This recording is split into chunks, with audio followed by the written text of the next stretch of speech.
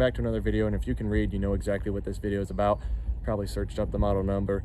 Like I said, I've seen these videos online. Not a lot of people do overviews of individual pieces of equipment, and I like watching stuff run as much as the next guy. But when you want to look stuff up, most of them are just Tractor House quick 30-second videos. I want to do more of in-depth kind of our experience with it, and this mower here, kind of what we like about it, what we don't, and some pros and cons, and just how it's been for us. So it is a New Holland H7450, and I'm sure if you do a quick Google search, you can figure out what the numbers. New Holland has their own nomenclature. 7460 I think means something different. I might have those numbers wrong. One number means like the width, and then one means what type of conditioning system you have on it. This is a 13-foot wide mower with a rubber chevron conditioner on it. They had the flail option on them, but the flail option would not be a 7450. It'd have a different number on it. And then they had the 16-foot wide option, both in the rubber chevron crimper as well as the flail, both having different numbers than the H7450. Now what replaced this mower would be, I don't know if it's an H, but it was a New Holland 313. It might be H313. I don't think it is. I think it's just a New Holland 313 Discbine. And I don't think they had differences in the nomenclature on the 313 based on the conditioner it had. It'd just be a 313 with the rubber, or 313 with the flail, and then a 316 would be the 16-foot conditioner. And I believe they had a 210 of that same era. 2 would imply it's an offset with a 10-foot wide cut, and then the 3 and the 313 I think implies it's center pivot. I think that's how they differentiated some of that. The nomenclature on this era of equipment, it's just very complicated. I think they could have simplified it, which they did when they went to the new ones. But that's not a bash on this mower at all. This is very similar to the 1431. I think it might even be the same machine. They might have changed a few things, added shear hubs. I'm not really sure the difference between the two. I've not run a 1431. This is the first center pivot I've had. This replaced a New Idea 5209 side pole 9-foot cut Discbine. So this is a huge upgrade, gaining 4 feet of cut width and being able to mow on either side of the tractor. We'll just start here at the front. Small 1000 PTO. I think these might have had a big 1000 option, but they were all 1000 PTO. They did not have a 540 option for these. If you want a 540 center pivot Discbine, I think they have a newer model like the 210 or 212. It's more of a European spec. The American center pivots, I believe they all come from New Holland with 1000 PTO. You have the drawbar clevis, really nice. This just pivots right here on this gearbox. Let's see if I can do this. See that? So you can turn at a 90-degree with this gearbox here, as long as your tires don't rub, which they will if you turn sharp enough. My wife did that when she was mowing with it. Nonetheless, and it just has continuous power going through those 90 gearboxes. So you have one gearbox here coming right out of the PTO, another gearbox there, and then you have shafts that go all the way back to your mower. I really like that. It only takes a few minutes to attach that to your drawbar. 4 bolts that clamp it down, your pin that goes through your drawbar, and then you have side bolts on both sides that clamp it down, and then that goes into there. You have this piece there. You pull this pin out, this clamps down on it. It's not going to bounce off. And then one nice thing, we still grease everything all the time, but I feel like you'd have very little wear on the U-joints on this because it's going to be not telescoping in and out. It's always going to be in line with your PTO on the tractor because that's going to be bolted fast to your drawbar. It pivots right here rather than right there like you would see on most drawbar pulled implements. I don't know if they had a drawbar option for this. I believe they did not. I believe it was only the drawbar mounted option, which is what we have here, which is my preference, or the 2-point mounted version. Now the 1431 that this replaced, I believe it did have a drawbar option, and then the case counterpart as well would have that. This is the same as the case counterpart of the era. New Holland and case equipment at this time would all be the same. 3 remotes, we have them separated here. 1 up and down, a single acting, and then you have a double acting remote for your side to side lights. And one thing we've never really figured out, this is supposed to hold your hoses and your stuff from sagging down. It only works for like 2 passes in the field, and then they pull out of it anyways. Nothing's really wrapped up in the PTO, but half the time we start with them up in that, but they never stay. So minor pet peeve, nothing that's been a problem. We have not had any issues on the front end of this. The only issues we've had was we had 3, if not all 4. I think one of them was backed out most of the way or all the way. One was broken off. I think the other 2 might have backed out all the way. I'm trying to remember what that was, but the only issue we ever had was there's 2 bolts on this side and then 2 bolts on the other side that came out, and that's what keeps things in line with all of this unit here. So you have this that can slide in and out of this rail as you pivot this side to side, and it keeps things in line. And this, so you're pivoting on the U-joints there and not having the stress up here. You have a slip clutch up here. And what happened is those bolts broke off from this, so it allowed this to have some play side to side, and just threw sparks everywhere. And we thought we were in big trouble when that happened. I thought we were gonna have a pretty pricey repair bill. We brought it home, and this happened in the dark. Sparks were going everywhere. We brought it home the next day. We had someone finish mowing the field for us, paid a custom guy to do it. We do custom work ourselves, so it kind of sucked. I had to pay someone else to do something I do myself, but paid someone to finish mowing. We brought the mower home the next day, and I started looking at it more. I'm like, it's just these bolts. So we used an easy out. The one came out, and the rest were missing. I think I ran and chased the threads in all of them, and I've checked to make sure they were tight a couple times, but they've never backed out. And that's been about the only issue we've had with this that stopped us from continuing to mow. Now it comes out of this gearbox here, and you can see you've got pulleys, and I know some people have had issues with those. I do not have a spare belt. I have not needed one yet. I'm not saying that these last forever. I know other people have had issues. When you get into the header here, you have two shields that flip up, one on either side of this. That one's stationary. I did power wash this. It got pretty muddy last fall we were mowing. Now the only other thing we've had break on this is these are supposed to have a cage around them to keep hay from wrapping. We've had hay wrap only one time on this. When I bought it, it didn't have a cage on one of the sides. I forget which side it was. Let's just say it came without a cage on that side. This side did have a cage. We hit a piece of concrete in the field. It broke the cage off and broke a couple knives. Never sheared any of the shear hubs. It never messed up the timing. It didn't break anything else. It just replaced some knives and throw the cage into the tractor and keep mowing. Like I said, this thing will get greased pretty regularly. I like to grease every 20 to 50 acres, just depends how often we're using it. If we have 20 acres to mow one day, I'm gonna grease it again before we go on to the next 20-acre field. But if we have 50 or 60 acres to mow one day, I'm not gonna stop midday to grease it. I forget what the manual kind of recommends, but this has a pretty tight draw bar, or cutter bar. You can see everything moves. Stuff's kind of stiff because it's got a little bit of mud caked up in it. There we go. Everything moves pretty tight across the whole thing. It was tight when I bought it, and it's still tight. So very excited about that. We have really nice chevron crimpers, no chips or anything missing out of them. Really deep rib, hardly anywhere. This mower's in really good condition.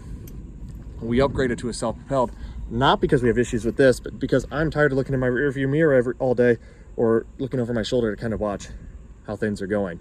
Kind of a preference thing, and also a good day for me mowing, and maybe I'm not driving as fast as I could, is maybe 50 to 60 acres. And I know that's plenty of hay, especially most of it just being me and my wife doing it, but I'd like to free up some more time to do other things if we need to. We are trying to grow the animal side of things and just be able to see what's going on more. So self-propelled means I can watch that cutter bar a lot easier. And after a 60-acre day of mowing with this, oh, I was just sore. You know, like I small square bale 10 to 15,000 bales a year. And after mowing 60 acres one day with this, my whole back was aching. I think I was just turned wrong the whole day. And it's not to say anything's bad with this, but that was just really hard on me. I'm not trying to complain. It's just really weird that that's happening. I feel like I'd rather unload a couple thousand bales of hay versus mow 60 acres with a pull type anymore. I don't know. But we did upgrade. I think we're going to keep this for some time now as a backup.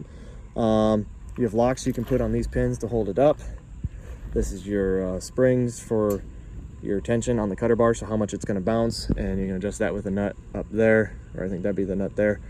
So you don't want it too tight on this spring to where you hit the smallest thing, the whole thing bounce up and has really wavy cut, but you don't want it too light on the springs where it's going to dig into the ground a lot or really put too much tension on the ground.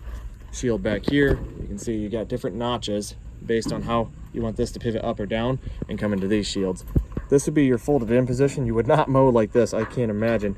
You have all these pin positions here, and obviously go to this last position. It opens these up all the way, and if you have this all the way in the bottom notch, it's going to deflect that hay down as quickly as possible and set the widest windrow you can. I believe this will leave an 8-foot wide swath, and then it can go down to a very narrow swath too if you have this board up high like it is right now. I just have it up now because I was cleaning, power washing it the other day, and then you just set these shields in, and then you can set a much narrower windrow. Oftentimes I'd mow like a 36, 40-inch windrow, so it'd go between the tires on the tractor, because I hated driving on top of freshly mowed hay. And that's partly why we went to self-propelled, because the swath is always going to be between the tires except for your headlands. While on something like this, before we had a tedder, I either set a very wide windrow, drove on it with the tires of the tractor with the next pass as I was mowing, or we set a very narrow windrow and it'd take longer to dry. I didn't know which one was worse. Oftentimes I would, depending on crop conditions, I mostly gravitated towards that narrow windrow and straddled it with the tractor. That's my preference on how we did it here. And then you would rake it 2 days later, and then flip it up, rake it together, and we seem to have pretty good consistent dry down. Not a ton of stuff to grease on this, a few things here, a few things there. Most of your grease certs, it seems like, are going to be in your drive lines, and then you have some U-joints here for your conditioning rolls. You can set the tension on your conditioning rolls right there. Like I said, pretty basic. You have a lock right here, which we've never used, and that can go into that. That can lock this centered, so going down the road, I never really liked it, because if you're going down and it was pretty narrow, you could have your hydraulic control of this and be able to kick it off to the side of the road and out of the way. This is 13 feet wide. It is fairly wide. Now, we're going much wider than that now, but that's one nice thing that you can do. But locking it in is nice, because why I liked this over a 2-point mount is I pulled this home probably 60 miles with the pickup truck. I had to fab up a drawbar for the tractor, because you needed something a little different than a pickup drawbar for that sleeve to go on. But we could lock it in the up position, and we could lock it centered, so I can pull it with a truck going down the highway. So if you have one that's 2, 3, 4 hours away, depending how comfortable you are going down the road with something like this behind a pickup, which I had no issue with, and I'm sure many others don't, you can have this locked up and locked centered where you can just pull it right down the road.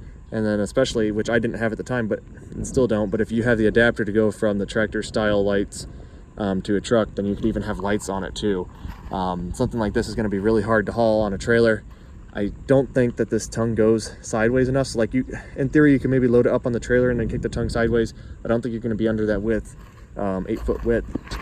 So yeah, some decent width here. The motor itself is probably only like 6 to 8 feet or 6 to 7 feet wide. But that tongue isn't going to kick it completely sideways. You can see how just right there to kick that tongue over, it's going to stop well before you could get this long tongue sideways on it to get you within width of rub rails of a trailer. So yeah, like I said, it's been a great mower for us. It came with a bunch of knives, so I didn't have to buy any knives for it. But as far as just putting grease in it pretty regularly, the only repair cost we've had in probably over 500 or 600 acres of mowing with it, over all the cuttings in the 2 years we've used it, have been, and I didn't even buy the bolts from New Holland, just we had them in the bolt bin. I can't imagine we have more than $2 worth of repairs in this mower in the 2 years that we've owned it. Like I said, it's just been a phenomenal mower for us. I was leaning more towards buying a second pull type, like a 1431, because they have very similar parts. So if we needed to rob one off of another to at least keep one rolling, we could, and then we could run two in the same field. We just got a really good deal on the self-propelled, so that's kind of the direction we went. Not because there's anything wrong with these, but I had preference to not running on hay as we mow, looking forward, and being able to take one less operator out of the seat, where we need to have myself at least running this one, and then my wife maybe running the backup in those bigger days of mowing. Well, now we can kind of eliminate that and knock out more and maybe have more time for the family, because I don't like hiring out my dad. Sometimes I'll have him run equipment, but for the most part I like to do it myself. And this mower would be perfectly fine if you're only doing maybe 150 acres of hay a year, doing multiple cuts. We're trying to scale up over that, 200 acres and be crossing a lot of miles between that and doing custom work. So we've kind of scaled out of this. This very well could keep up with where we are, but I started looking at how long I'd have to sit in the seat to get through some of these bigger fields we'd had. And since we found the right deal on that, we just opted to scale up out of it. So if you're looking to go with a New Holland H7450, I would say it's been a very good mower for us. I mean, results will vary, a piece of equipment's only as good as the person who's owned it before you. First thing I'd look at when you get into it, get down on that drawbar, move some turtles back and forth on one end of the cutter bar, and if you move it more than an inch or two and that other side isn't moving at all, you've got some play through that cutter bar. I've seen mowers run with a lot of play for a very long time, so don't think it's completely wore out, but just keep in the back of your mind, things could get expensive really quick if they decide to get expensive. and at least use that for negotiating power to maybe get that price down, or maybe keep looking if you really want something that's a nice unit. Like I said, you get into something that has a really tight cutter bar like this, that's where a lot of your costs are going to come at on something like this. I'm sure the belts can get pretty expensive. I know somebody who has the same motor as me had the conditioner belt go out, and I'm guessing that was all of a $200 belt, and that's only, you know, that's not a very long belt, but it's like a 4V belt. So there's a lot of rubber there, and I can see why they charge as much for it. But if you have good conditioner rolls and a tight cutter bar, like any other mower, that's not unique to this model or this manufacturer of mowers, whether it be John Deere or AGCO. Those are things I'd look at. This has been a really good mower. I know a lot of people have bashed on New Holland if you read through these forums, but it was priced right for me when we bought it, and we upgraded to another New Holland because it was priced right, and I've been happy with the New Hollands. Now that self-propelled does have a lot more play in the cutter bar, so we're just kind of playing a guessing game and hoping things are going to hold together. But he came with a couple different the connecting shafts that goes between the modules, so you'll see on these there's different modules. So some of your play can come into different gears, but you also have shafts that will go through this section right here that connect each individual module. I haven't had to tear into this cutter bar yet. Now my old 5209, I was in that cutter bar at least 2 or 3 times, and if you're getting into a cutter bar, if you can get into it and repair something for under $500, you're having a pretty good day. And that was 3 years ago when I had that 5209, and it was a pretty common model that had a lot of aftermarket parts, so I can only imagine what New Holland's going to want for parts on something like this if you have to get into one of these turtles. I think complete, if you just wanted to slap in a new one ready to go, keep in mind you have right-handed and left-handed. I forget which one's which, but you can see if you turn one, you can see the one next to it turns the opposite direction. So just keep that in mind when you place those in. And to do that, you have it's held up on each side, and then you have these shafts that hold it up. You'd have to pull the whole cutter bar off to get into something in the middle to do it. If you're lucky, you just break one on the outside, and then it's just a few bolts to take it apart.